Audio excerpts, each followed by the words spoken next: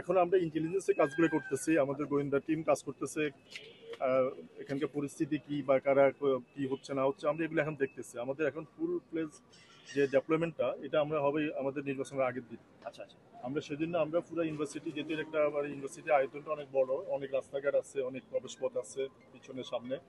আমরা পুরোটা দেখি করতেছি, দেখি করে আমরা সেন্টার কেন্দ্রিক আমরা একটা নিরাপত্তা বলয় তৈরি করবো। তারপরে বাইরে আউটার একটা করণ থাকবে, আমাদের কিছু আমাদের টিকেট থাকবে, হ্যাঁ, মোবাইল থাকবে। এগুলো আমরা পরিকল্পনা করার জন্য আমরা পুরো এলাকাটা আগে ঘুরে দেখতেছি।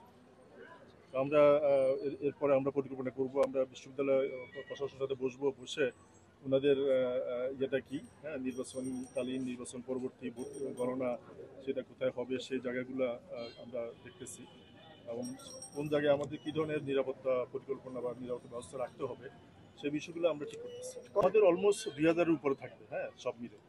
কারণ আমাদের যেটি এলাকাটা বড়, এখানে অনেকগুলো কেন্দ্র আছে, ভোট কেন্দ্র সংখ্যা বেশি। আর আমাদের মানে বাইরে ভিতরে আমাদের কিন্তু 3 স্তর নিরাপত্তা তো ভিতরে থাকবে, এর বাইরে আমাদের স্ট্যান্ড বাই থাকবে। মানে মোটামুটি আমাদের পুলিশের বাইরেও আমাদের আরো অন্য এজেন্সি আছে, যারা আছে তারাও কাজ করবে।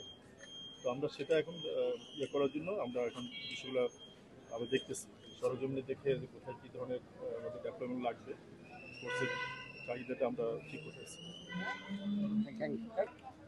ব্যাকআপ তো আমাদের থাকবে, আমাদের স্ট্যান্ড বাই, আমাদের পুলিশ লাইনে স্ট্যান্ড বাই ফোর্স থাকবে, আমাদের থানায় স্ট্যান্ড বাই ফোর্স থাকবে। এর বাইরে আমাদের যেখানকার অন্য যে ল এনফোর্সিং এজেন্সি আছে, আমাদের র্যাব আছে, হ্যাঁ, আমাদের বিজিবি, অন্য এপিবিএন আছে, তারাও থাকবে।